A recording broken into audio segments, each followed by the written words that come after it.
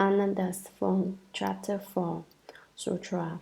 Then King Prasenajit, for the sake of his father, the late king, arranged on the day of mourning a vegetarian feast and invited the Buddha to the side rooms of the palace. He welcomed the Tathagata in person with a vast array of superb delicacies of unsurpassed, wonderful flavors, and himself invited the great Bodhisattvas. Commentary. King Prasenajit, whose name means moonlight, was born in India on the same day the Buddha was. When the Buddha entered the world, the light illumined the entire country. King Prasenajit's father thought the light was connected with the birth of his son, so he named him Moonlight. The child later succeeded the father to become the ruler of a country in India. For the sake of his father, the late king, the 15th day of the 7th lunar month marked the close of the summer retreat for people who had left the home life. On the 14th, 15th, and 16th days of the month, the Pravarana is held, as I explained earlier. The 15th marks the Ulambana festival. But the 15th day of the 7th month was also the day King Prasenajit recognized to be the anniversary of his father's death. It is referred to indirectly as the day of mourning, since one did not speak explicitly of one's father's death because of the pain and sorrow involved. Filial people find it very difficult to be reminded their parents' deaths, remembering how good their parents were to them and how they have been unable to be sufficiently filial in return. They experience deep regret. Although mention of the anniversary of King Prasenajit's father's death was avoided, everyone knew of it, and the king chose that day to make offerings to the triple jewel and to do various good deeds. One does good deeds and makes offerings on such a day in order to rescue one's father and mother from the hells and rescue and secure for them rebirth in the heavens. When Mahamaugalyayana first obtained the 6 spiritual penetrations, he went exploring to find out where his mother was and discovered that she had fallen into the hells. Why had his mother fallen into the hells? It was because when she was alive, she liked to eat seafood and most especially enjoyed fish eggs. How many lives do you suppose there are in a mess of fish eggs? A vast number. Because she ate quantities of fish eggs, thereby taking a vast number of lives, and because she did not believe in the triple jewel, because she did not believe in the Buddha, did not believe in the Dharma, and did not respect the Sangha, she fell into the hells upon her death. And then even Maudgalyayana, with his 6 spiritual penetrations, could not save her. It upset Maudgalyayana to see his mother in the hells enduring so much suffering. His samadhi power was shaken, and so he used his spiritual penetrations to go to the hells, and he took with him a bowl of rice which he gave to his mother. When his mother was alive, she had been very stingy.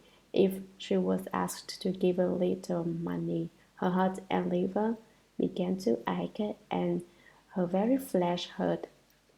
It is said that parting with money is like cutting off a piece of one's own flesh. That's the way it was with her. She couldn't bear to give it up. As a result of her stingy habits, what do you suppose she did when her son brought her the bowl of food? He grabbed it with her left hand and covered it with her right hand. Why did she cover it? She was afraid someone would steal her food. The place was full of ghosts, but she found a spot where there were none, and she stealthily took a bite of food. Who would have guessed that as soon as she put the food in her mouth, it would turn to burning coals? so that she couldn't eat it. Why was this?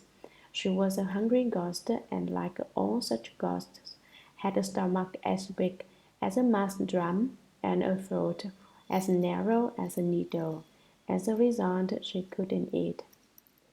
Even when she tried, her karmic obstacles caused the food to turn to fire. Confronted with this situation, Maudgalyayana, despite his spiritual penetrations, was powerless. He had no mantra to recite, and so he returned to his teacher. He used his spiritual penetrations to bring himself before the Buddha. He knelt and said, "My mother has fallen into the house. I have come seeking the Buddha's compassion to help me rescue her." The Buddha answered, "Your mother has fallen into the house because she slandered the triple jewel, was not respectful toward the triple jewel, and did not believe in the triple jewel. You can't save her by yourself, Maudgalyayana. You must rely on the united strength of the Sangha of the 10 directions in order to save your mother. On the 15th day of the 7th month, you should make an offering of the finest vegetarian foods and drinks that have not been tasted by anyone before being offering being offered to the Buddha in the Sangha. By making this offering, the weight karma of the virtuous high Sangha members of the 10 directions will then be able to save your mother. Otherwise, there is no way you can save her." On the appointed day, Mahamaudgalyayana did as the Buddha had instructed. He asked the great virtuous high Sanghas of the 10 directions to come and rescue his mother. He prepared a vast array of superb delicacies of unsurpassed wonderful flavors and made offerings to the Buddha. His mother was reborn in the heavens as a result of the strength of the greatly virtuous ones of the 10 directions. Since that time, the Ulambana festival has become an annual celebration, a day upon which anyone can rescue his parents of 7 lives past. Ulambana is a Sanskrit word which means rescuing those who are hanging upside down. This refers to the extreme suffering of the ghosts in their house who are as tormented as one hanging upside down would be. The Ulambana is performed especially for releasing those undergoing the painful suffering of being hungry ghosts and enabling them to be reborn in the heavens. The 15th day of the 7th month is the day of the Buddha's rejoicing and the Sangha's Paravarana. On that day, the merit and virtue derived from making offerings to the triple jewel is several million times greater than that derived from offerings made on ordinary days. That was the day King Brad Senayit chose to offer a vegetarian feast to the Buddha and to make offerings to the triple jewel on behalf of his father. No meat was served, nor any of the 5 edible members of the Elohim family: onions, leeks, garlic, chives, and shallots. For all of those foods make people murky and confused. He invited the Buddha to the side rooms of the palace. Why wasn't the banquet held in the main hall? The main hall was where orders were signed, governmental matters were carried on, and where humane and beneficent policy making took place. The side rooms were reserved for banquets.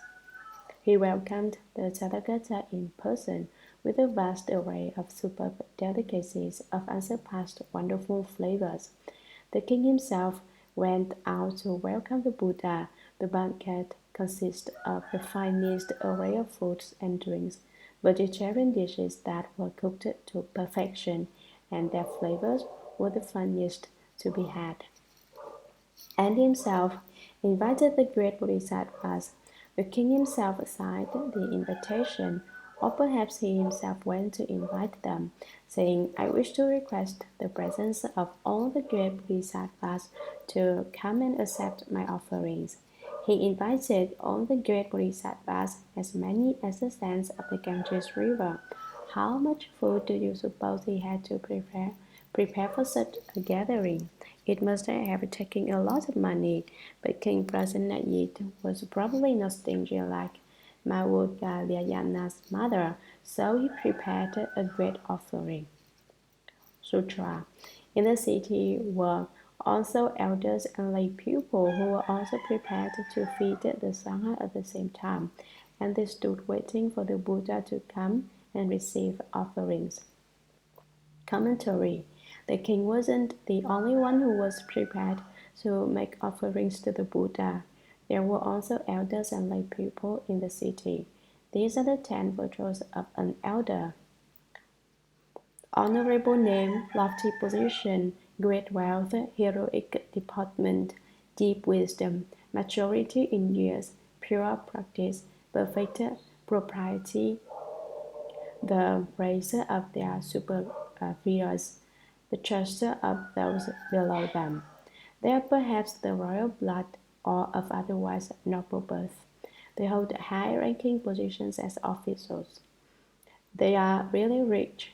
Their awesome air is stern and severe. Their sanguine energies are powerful and sure. They are courageous, awesome, magnanimous, and forthright. They are decisive and never procrastinate. Their wisdom is great and profound. Elders are usually between 50 and 70 years old. They conduct their affairs in a clean, undivided, correct, and straightforward manner, and their integrity is impeccable. They are very lofty in their ideals. They are extremely courteous to everyone, never arrogant or condescending. Although their manner is heroic, they do not bully people. When meeting someone, they first bow from the waist and then ask after his health. They are never in the least bit crude. They are spoken of highly by their superiors. The people put their trust in the elder. They all wish the best for him, wish him to be a great official, hope he will be wealthy, hope that all good things come his way. Why? He in turn will use his wealth and position for the good of the people. He enjoys giving. The more money he has, the more it pleases everyone. As a great official, his very effort is bent on pleasing the people, and the masses look up to him. Lay people refers to cultivators who are householders. They cultivate in their households. The elders and lay people were also prepared to feed the Sangha at the same time. The elders and lay people were also aware of merit and virtue derived from making offerings to the triple jewel on such an important day, the day of the Buddha's rejoicing, the day of the Sangha's pravarana. Probably the vegetarian food they prepared in no way compared to the delicacies offered by the king. However, so the text makes no mention of superb or wonderful flavors. And they stood waiting for the Buddha to come and receive offerings. They stood in their doorways waiting for the Buddha to come and receive their offerings, speculating among themselves, he that come to my house today is going to receive my offerings. Not only did they wait for the Buddha, they also were waiting for the lofty and virtuous members of the Sangha to come and accept their offerings, and so sincere were they that they remained standing during their wait. Today in Thailand, Burma and Sri Lanka, donors kneel to make their offerings to the Sangha. When a member of Sangha comes along, they add their offering to his bowl and then bow to him.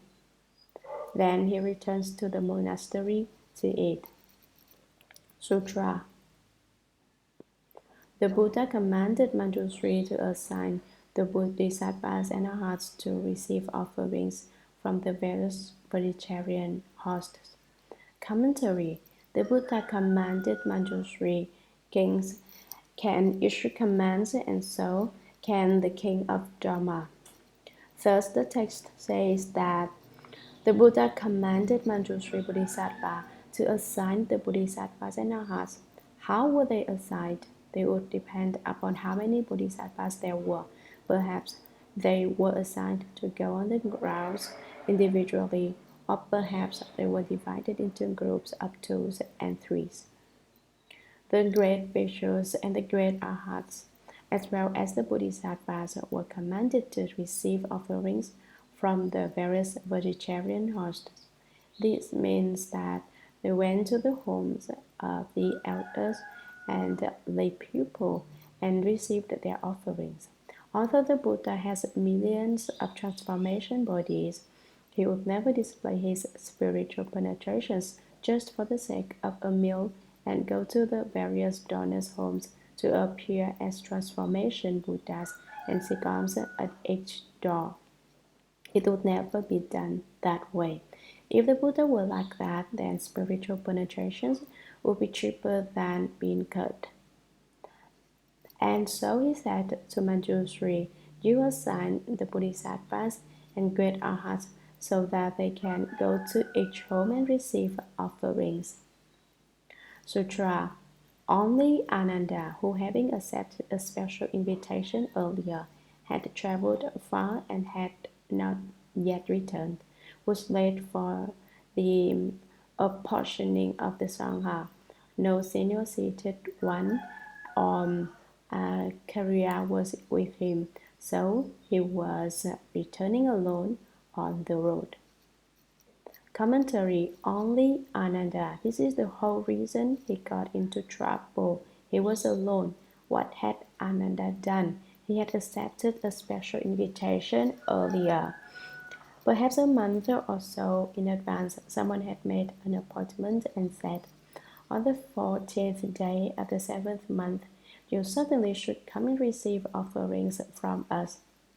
So he went. In fact, he went early, and so on the 15th day of the 7th month, the day when everyone was receiving offerings, he had traveled far and had not yet returned.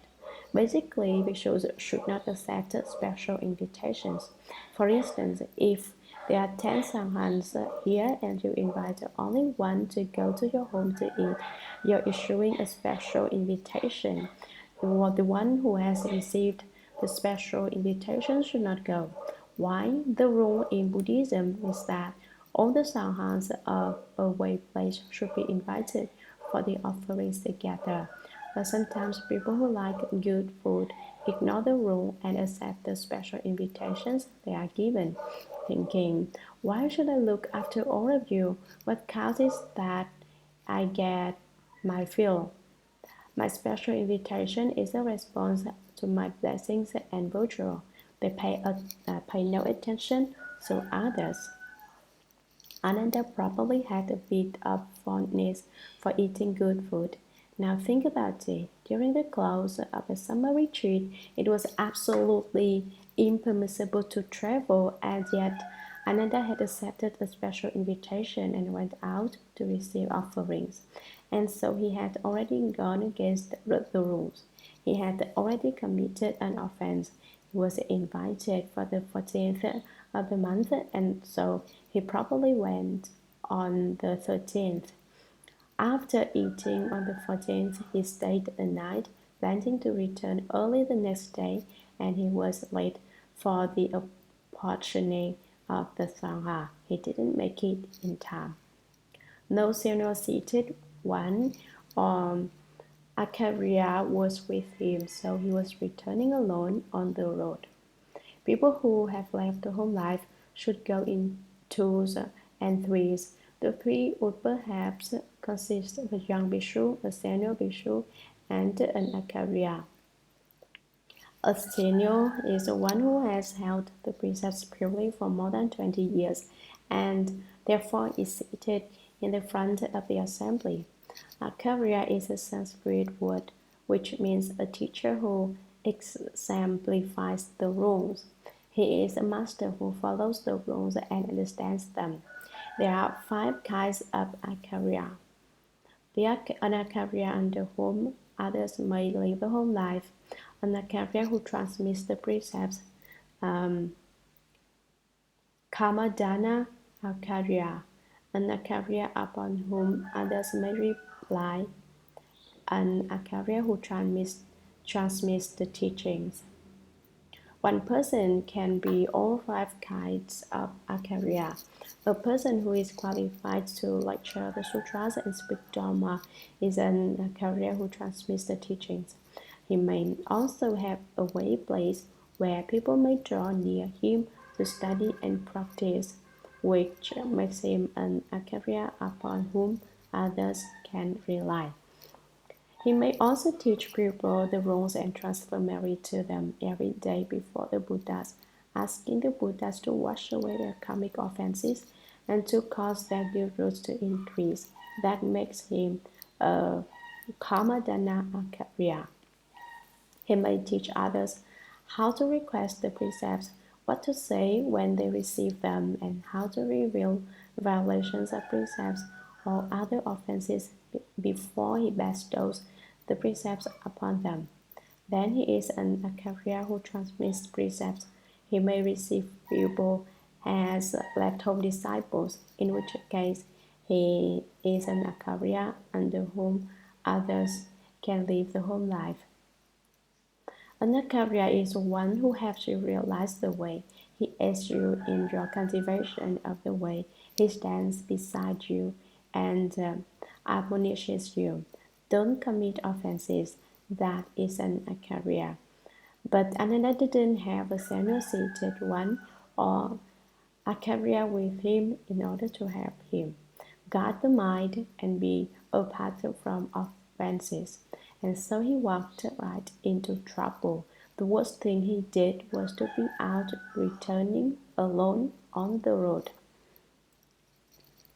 Basically, people who have left the home life should always travel in pairs. If you truly have somebody power, then to do things on your own is not a problem. But if your somebody power is not sufficient, then it is very easy to encounter a demonic obstacle. It is very easy to be affected by external states. These days, there were many young monks who travel around by themselves, and that's very dangerous. Still, we should all thank Ananda. If he hadn't gone out alone and gotten into trouble, how could he have come to understand the Shurangama Sutra? We wouldn't have any opportunity to understand the sutra ourselves, because Shakyamuni Buddha wouldn't have been presented with the opportunity to speak the Shurangama Sutra to teach us how to cultivate samadhi. The fact remains that Ananda benefited us a great deal by his action. Sutra. On that day he had received no offerings, and so at the appropriate time Ananda took up his begging bowl, and as he travelled through the city, begged in successive order. Commentary. Since he had failed to return in time for the apportioning of the sangha for that day's vegetarian offering, he had received no offerings, and so at the appropriate time Ananda took up his begging bowl. Bowl is patra in Sanskrit, meaning a vessel of appropriate measure. It contains enough, but not more than enough, to satisfy one's needs. As he traveled through the city, he begged in successive order. He went from house to house in Shravasti, from door to door. Since some give more and some give less, it is necessary to stop at more than one house, but according to the rules, one does not stop at more than 7 houses. If after stopping at 7 houses, one has not received any offerings, one must do without food that day. Sutra. As he first began to beg, he thought to himself that down to the very last Dhanapati, who would be his vegetarian host, he would not question whether they were clean or unclean, whether they were Kshatriyas of honorable name or Chandalas. By practicing equality and practicing, he would not By practicing equality and compassion, he would not merely select the lowly, but was determined to perfect all living beings, limitless, merit, and virtue. Commentary. As he first began to beg, he thought to himself that down to the very last Dhanapati, who would be his vegetarian host, when Ananda took up his bowl and went to receive food offerings, his very first thought was about his donors. From the very first to the very last Dhanapati who becomes my vegetarian host. Dhanapati is a Sanskrit word which is transliterated into Chinese by two characters which also shed light on its meaning.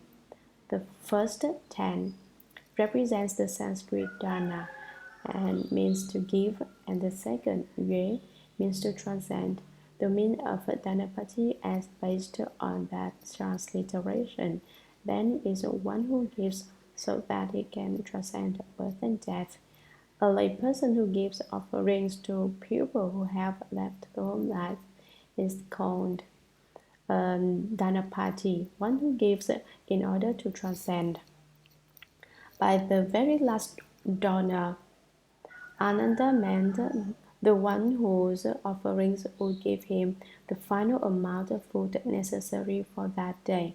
He would not question whether they were clean or unclean, whether they were Kshatriyas of honorable name or Chandalas. He would not notice if they were poor or rich. Kshatriyas are the noble and royal class in India. Chandalas are butchers, interpreted in Chinese to be those who kill pigs, because in India the killing of cattle is forbidden. These cattle also included other classes of India, trades such as removing dead bodies, butchering animals, and so forth. And so when Chandalas walked down the road, most people would not walk with them. They had to walk on separate road. In order to identify themselves as being lower than ordinary people, they were required to ring bells and hold banners as they walked down the road. While practicing equality and compassion, he would not merely select the lowly, but was determined to perfect all living beings, limitless merit and virtue. He paid no attention to how honorable might be the person from whom he was receiving offerings, nor did he receive offerings exclusively from the lowly. He intended to give all living beings the opportunity to plant blessings. When donors make offerings, they plant blessings that will grow and ripen in the future. Thus, people who have left the home life are called fields of blessings. One who has the reward of many blessings is in all ways content. So, if you feel your reward of blessings is not sufficient, you should make offering to the triple jewel and plant more blessings. Ananda was determined that every wish of every living being be fulfilled. He hoped that the boundless merit and virtue which living beings seek would be completely fulfilled through him.